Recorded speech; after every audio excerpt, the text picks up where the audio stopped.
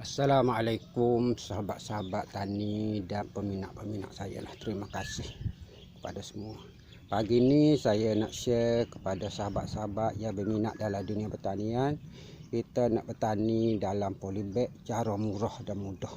Kalau mengikut cara biasa, satu polybag yang macam ni, kos dia campur apa dia panggil air automatik apa ni, satu polybag kos dia RM5.80. Satu polybag kita contoh kita tanam timun ke, kita tanam terung ke, kos daripada Kokopik, kos daripada Boroh, kos daripada irrigation, tangki apa itu ini RM5.80. Bermakna untuk balik modal atau break even point, kalau kita bertanam timun dengan kos dia jual timun RM1 sekilo, tolak pergi mari, kita kena tanam 3 ataupun 5 kali, 5 musim baru kita boleh balik modal. Sebab satu kos polybag pengairan automatik, makna kita tak payah siram. Kalau macam ni kita pakai Kokopik 100% kos dia RM5.80. Cuba bayangkan berapa modal yang diperlukan untuk 500 polybag cara irrigation titis automatik. Kalau perkiraan kasar dia banyak, rata-rata kontraktor yang akan ambil 12.500 termasuk kos, termasuk runding cara. Runding cara tu baru 2.000 saja. Makna kos dia macam ni RM10.000. RM10.000 bagi 500. Cuba berapa punya harga, boleh bayang sendiri dah. Jadi kalau kita buat sistem ni, saya nak kongsi satu sistem, buat sistem polybag irrigation titis kos murah. Jadi kita pun pakai Kokopik, tapi Kokopik kita 40% saja. Ni Kokopik, contoh Kokopik dalam satu guni. Kalau kita beli kat kedai secara runcit, dia RM18 satu beg. Kalau kita borong, harga dia kurang lebih RM6 hingga RM8. Tapi kita kena beli 100 beg ke atas. Jadi kalau kita beli runcit memang mahal lah, RM18. Jadi saya nak kongsi macam mana kita nak bertani pakai polybag cara murah, ekonomik, tapi sistem dia automatik jugalah. Anu tangki air dia saya. Tangki air saya tu saya nak tinggi lagi. Ni saya nak tinggi lagi sebab saya tak mau pakai water pump sebab elektrik susah. Jadi kita tinggi, kita pakai pengairan graviti. Ni tangki air saya 100 gallon, itu 100 gallon. Ada lagi saya tangki air saya itu 250 gallon.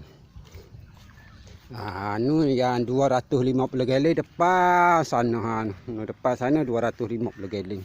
Jadi untuk 500 dia punya 500 polybag, kita perlu air 250 gallon sehari. Kita pengairan titis, tapi kita kena tangki itu kita pakai graviti. Tangki itu tinggi daripada tanah, minima dia 6 kaki, sebaiknya 10 kaki ataupun 3 meter.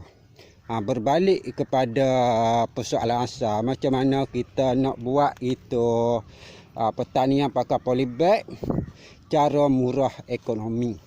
Sebab kita bukan semua orang yang sanggup keluar modal RM12.500 untuk bertani cara polybag ataupun hidroponik.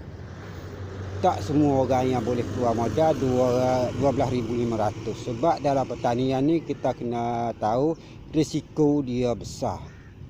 Pertama, risiko kematian, pokok-pokok mati. Yang kedua, hasil tidak menjadi. Yang ketiga, hasil menjadi tapi harga jualan dia murah.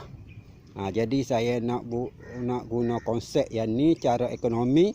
Makna satu polybag sistem irigasi titis pakai sistem dia graviti, kos dia RM1.80.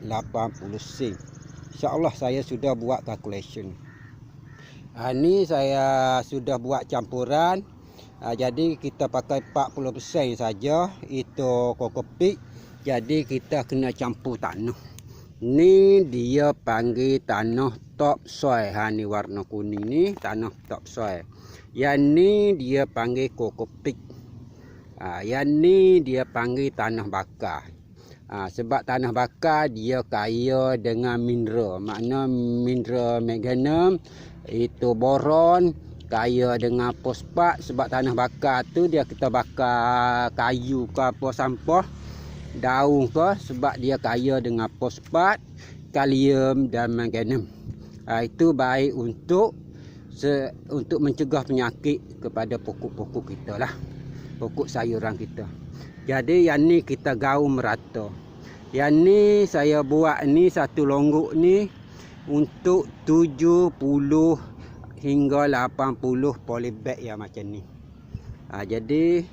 Jadi itu kokopik kita perlu 2 guning. Ni 2 guning. Yang ni sudah saya letak 1 guning. Yang ni 1 guning yang saya belum itu lagi. Jadi tanah topsoil kita perlu 4 kertas sorong, tanah bakar 4 kertas sorong, kokopik 2 guning. Jadi kita campur merata. Jadi kita isilah dalam polybag. Yang ni polybag yang sudah siap. Tapi untuk satu rahsia lagi, supaya pokok kita pertumbuhan dia seragam, cantik dan kurang perbajaan, kita campur dia tinja ayam ataupun tai ayam proses. Ni tai ayam proses. Yang semalam saya pakai itu tai kambing proses.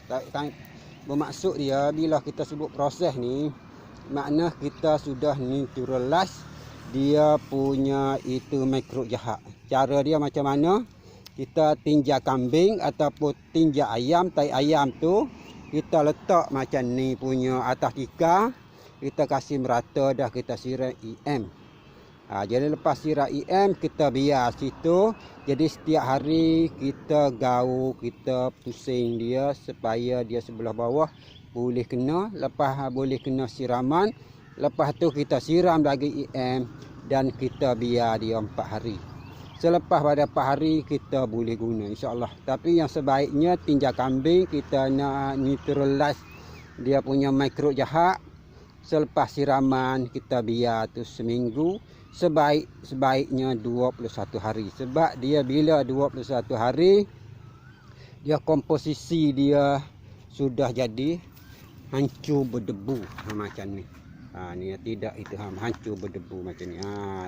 Sebab dia EM ni, dalam EM ni dia ada unsur penguraian yang paling baik. Jadi dia mengurai tinja ayam